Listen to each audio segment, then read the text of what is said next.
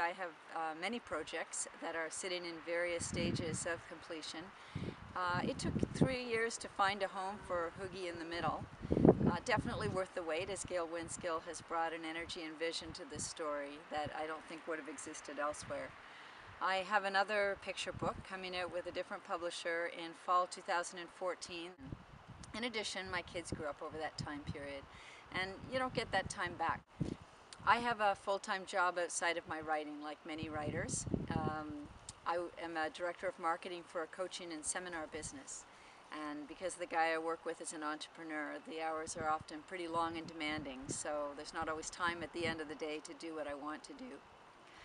Lots of things that I work at. I have an online children's bookstore called Never Ending Stories that I spend time at. I also wrote the children's book reviews for Today's Parent magazine for about 11 years.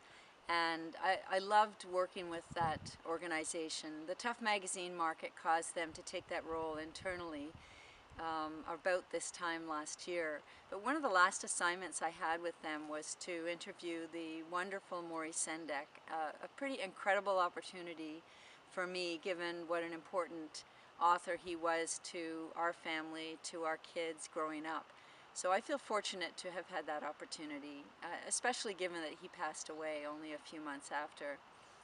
I've also written several scripts for the Gemini-nominated television series Role Play, featuring the famous people player puppets. And I volunteered for a time with a great organization called the Neighborhood Diaries. And that was a creative writing project for kids in underprivileged areas. I got to work with a great group of children in the Jane and Finch area. In addition, because The Chicken Cat and Leon's Song, my previous picture books, won and were nominated for several important awards, I've also presented to schools and libraries across Ontario. So even though Hoogie is the first thing I've had published in a while, I've definitely continued to be immersed in the children's literature industry, under the radar, I guess you would say.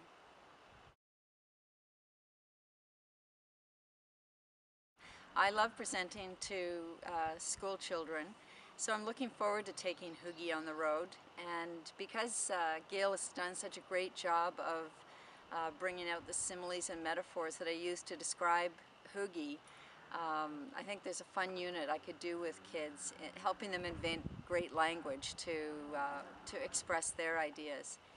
In addition, Dean Griffith's illustrations are so wonderful and have given such a depth of character to Hoogie and to her siblings, Pumpkin and Tweezle. There's a lot of visual ideas that we can extend through social marketing. One of the ideas we had was a Dear Hoogie column, advice column for middle kids, middle children, that we could have some fun with. Well, my family, of course, loves anything I write. They'd love a grocery note if I wrote a grocery note. So they're fans of anything. But this one particularly, I think, does have a special place for them because of the direct connection that it has with our story. Pumpkin, Hoogie, and Tweezle are very thinly disguised Sarah, Aaron, and Tristan. And I think Aaron, Hoogie, is particularly fond of this story. I suspect she feels a bit vindicated that finally being the middle child has made her very much the center of attention. I'm a middle child myself in two ways. I grew up in a family of 4 children. My oldest sister is 3 years older than me, and my younger brother is 3 years younger. Additionally, I'm the middle of the 3 girls of the family. She came along just about a year after I did. I had a great childhood, though I can't say I was a tortured middle child, but I definitely can relate to some of what Hoogie experiences in the book. I've always been hooked on writing. I was 7 when I decided that I would be a writer, and around that time I remember transforming my bedroom into a library, confiscating all the books in the house, putting little pockets and library cards in each one, so anybody who wanted to borrow a book had to come through me. I wrote for the school newspaper in high school, filled volumes of notebooks with poetry.